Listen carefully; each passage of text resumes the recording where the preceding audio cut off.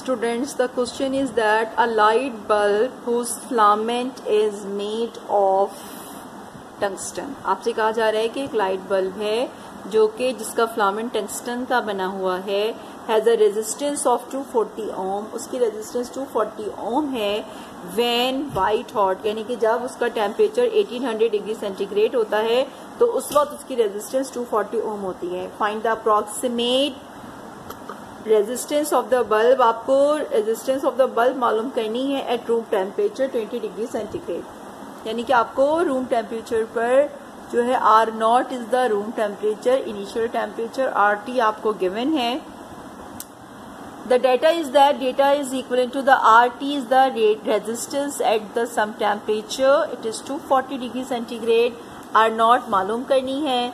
T2 आपको final temperature 1800 degree centigrade given है। T1 is equal to 20 degree centigrade आपको given है और आपको फॉर्मूला अप्लाई कर रहे हैं हम, delta R is equal to R0 alpha delta T, और डेल्टा R में डिफरेंस इन रेजिस्टेंस में छुपा हुआ है RT माइनस R0।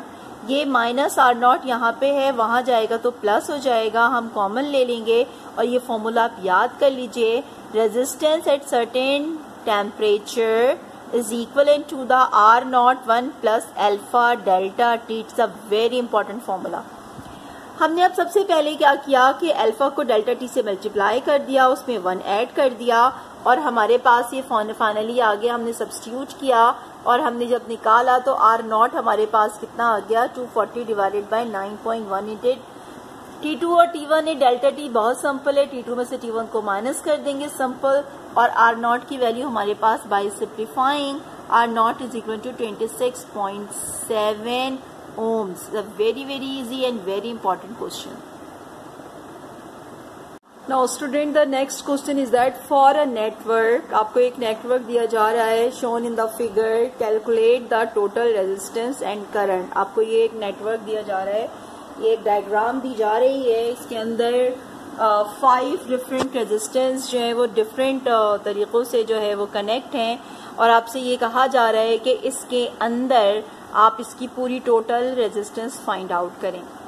तो याद रखिएगा कि इस किस्म के क्वेश्चंस को करने के लिए हम अंदर नहीं जाते हैं बल्कि बाहर वाले रेजिस्टेंस को पहले करते हैं।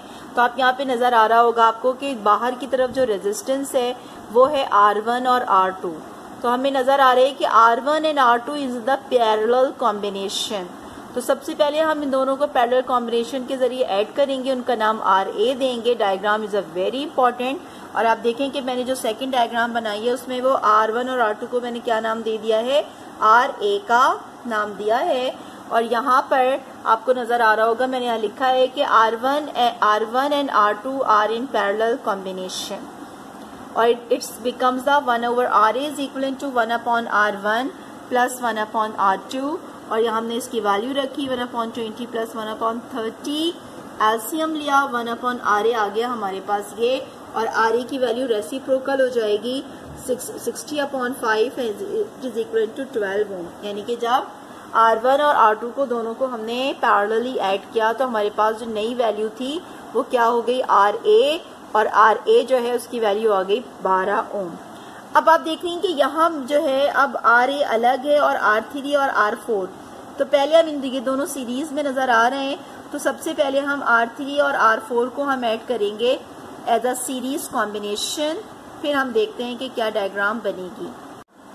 नाउ स्टूडेंट्स, अब हमने देखा कि यहाँ पे R2 और R3 और R4 जो है वो क्या है, सीरीज कॉम्बिनेशन में है। तो हम यहाँ लिखेंगे कि R3 and R4 are in series combination, it becomes RB, और इसको हमने क्या नाम दे दिया, RB का नाम दे दिया। फॉर्मूला हमने रखा RB is equal to R3 plus R4, उन दोनों को आपने ऐड कर दिया, आपके पास 60 ओम आ गया, और आपने देखा कि मैंने डायग्राम भी चेंज कर दी कि यहाँ पे R3 और R4 जो सीरीज था वो ये क्या बन गया, RB। अगर आप गौर से देखें दोनों पिक्चर्स को, तो ऊपर वाली डायग्राम में R3 और R4 सीरीज कॉम्बिनेशन में, और नीचे ये बिकम्स होके RB बन गया। और मैंने आपको ये भी बता दिया कि R3 और R4 सीरीज कॉम्बिनेशन में हमने इसका नाम RB दिया और इसका हमारे पास आंसर आ गया 60 ओम। अब आप देख रही हैं कि दोबारा ये RA और RB जो है नेक्स्ट स्टेप में पैरेलल कॉम्बिनेशन में नजर आ रहे हैं। R A and R B are in parallel combination, इसको हमने नाम दे दिया है R A and R B are in parallel combination, it becomes R C. तो 1/RC is equal to 1/RA plus 1/RB, फॉर्मूले में सब्स्टिट्यूट किया, एलसीएम लिया, हमारे पास आरसी की वैल्यू आ गई 10 ohm. Very very easy question, step by step आप करेंगी तो आपकी समझ में आ जाएगा। अब हम फाइनल डायग्राम बनाएंगे जिसमें आरसी को हम शो करेंगे।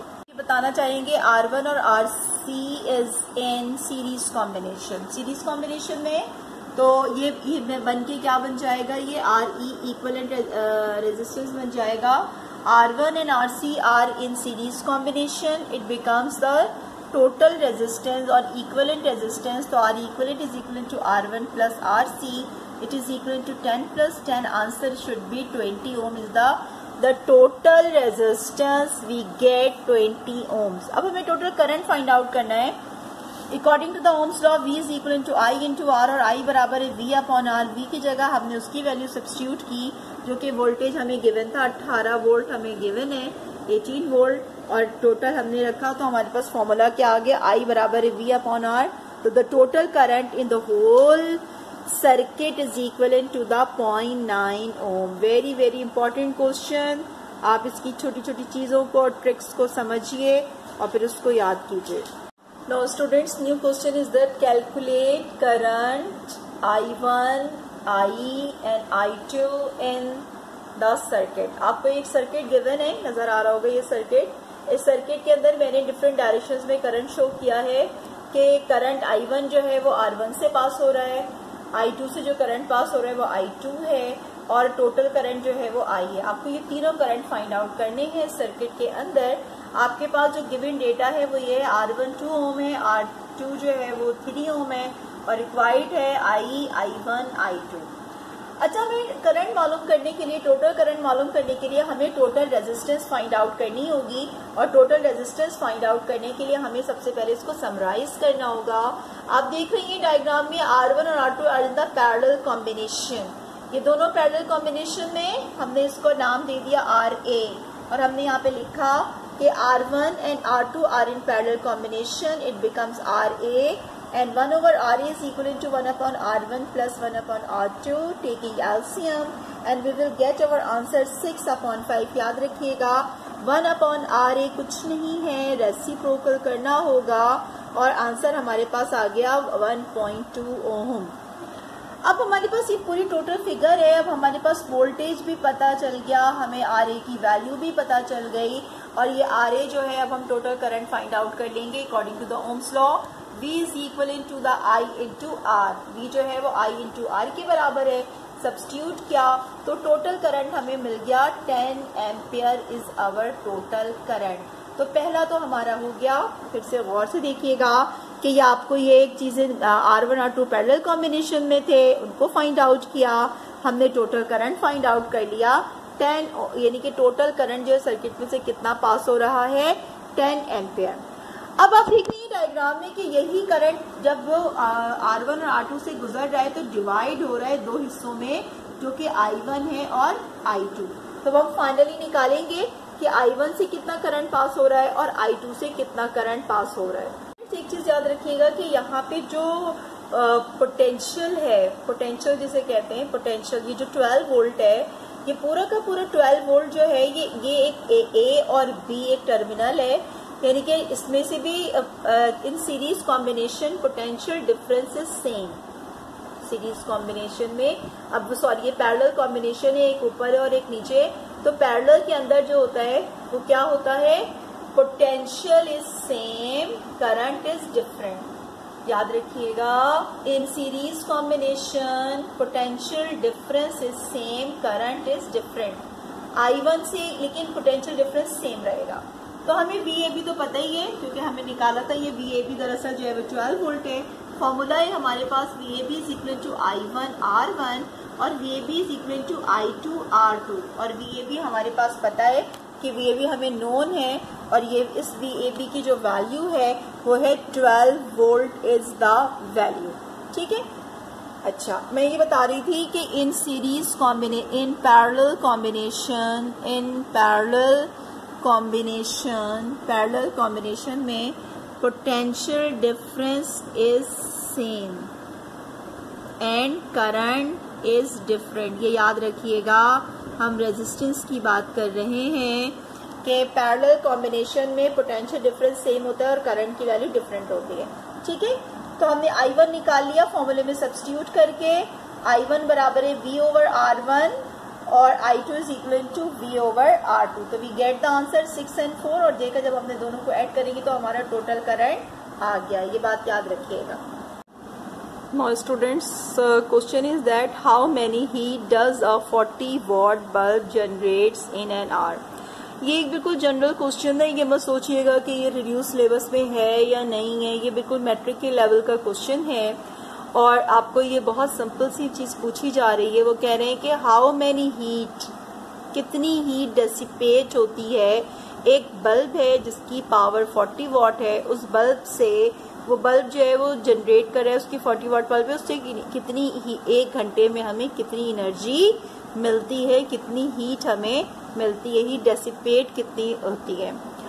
तो we have the formula power is equal to the heat energy upon time. We cross multiply heat energy is the product of power multiply by time, but the time is measured in second.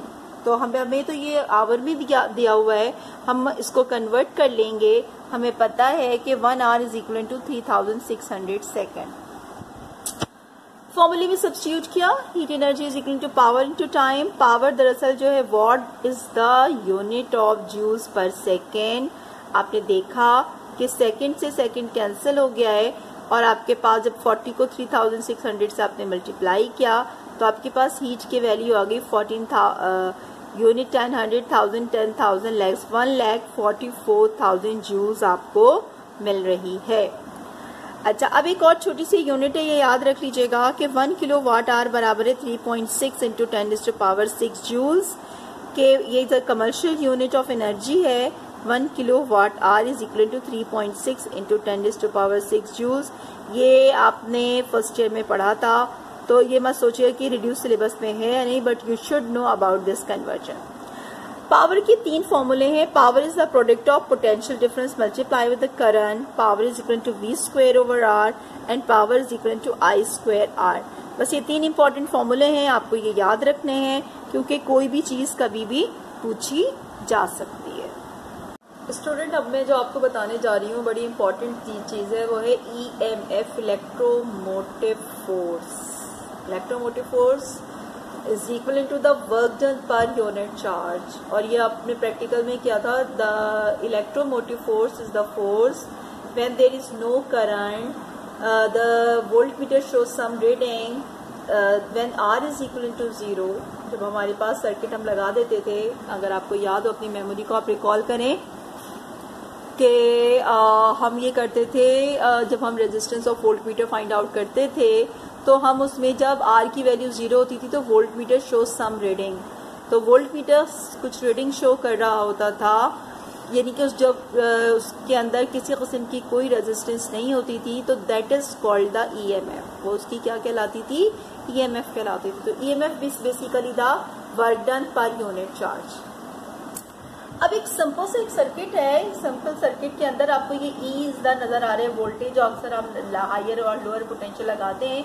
इसके साथ हमने एक छोटी सी resistance लिखी हुई internal resistance कहलाती है, और ये R, capital R is the external resistance. अगर आप मैं यहाँ पे बताऊं कि हम यहाँ पे EMF ड्रॉ करने जा रहे हैं, टर्मिनल हम यहाँ पे बताएंगे आपको कि ये दरअसल स्मॉल r जो है वो बैटरी के अंदर छुपी हुई रेजिस्टेंस होती है, उसको इंटरनल रेजिस्टेंस कहा जाता है।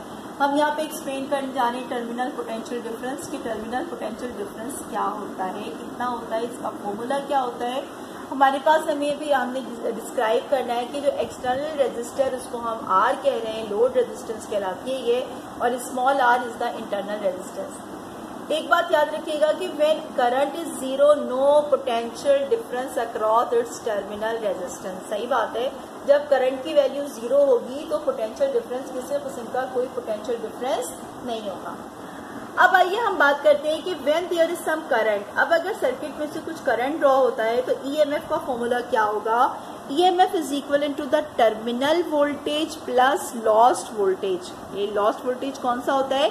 जब एनर्जी डेसिपेट हो रही होती है तो वोल्टेज में भी एक कमी वाक़ई हो रही होती है।